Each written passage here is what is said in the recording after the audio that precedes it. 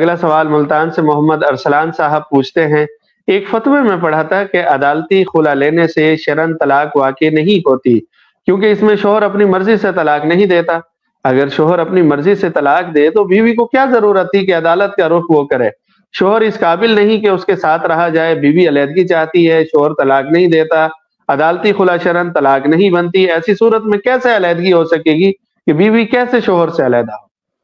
جی ایسا نہیں ہے کہ عدالتی خلا کا مطلقاً اعتبار نہیں ہے، بلکہ دیکھا جائے گا کہ عدالت نے فیصلہ کس بنیاد پر کیا ہے اور فسخ نکاح کی صحیح شرعی بنیاد موجود ہے یا نہیں۔ اگر وہ خلا کا فیصلہ وہ کسی صحیح شرعی بنیاد پر مبنی ہے تو وہ معتبر ہوگا، لیکن چونکہ کئی دفعہ عدالت کے فیصلے ایسے ہی سرسری ہوتے ہیں اور ان میں وہ شرائط پوری نہیں کی جاتی جو کسی فیصلے کو شرعی بنیادوں پر درست قرار دے سکیں، تو اس لیے عام طور پر یہ کہا جاتا ہے کہ عدالتی خلا معتبر نہیں ہے۔ لیکن میں نے تفصیل بتا دی کہ اگر کسی صحیح شرعی بنیاد پر فیصلہ کیا گیا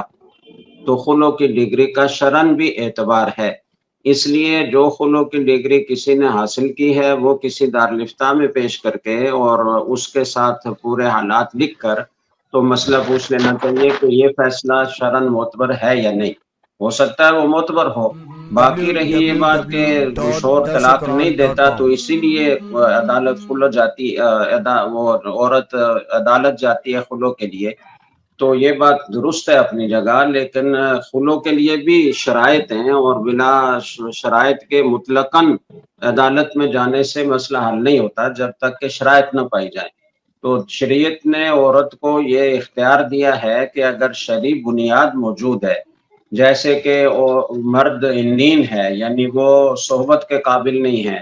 یا اسی طریقے سے وہ بہت زیادہ زد و کوب کرتا ہے اور ناقابل تحمل پٹائی لگاتا ہے، یا اسی طریقے سے وہ نہ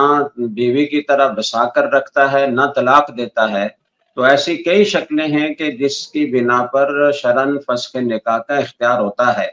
اور چونکہ عدالت اسی لیے ہوتی ہے کہ جب میاں بیوی میں اختلاف ہو اور میاں طلاق نہ دے رہا ہو اور خلو کی شرعی بنیاد موجود ہو تو عدالت فیصلہ کرے، وہ فیصلہ شرعاً معتبر ہوتا ہے۔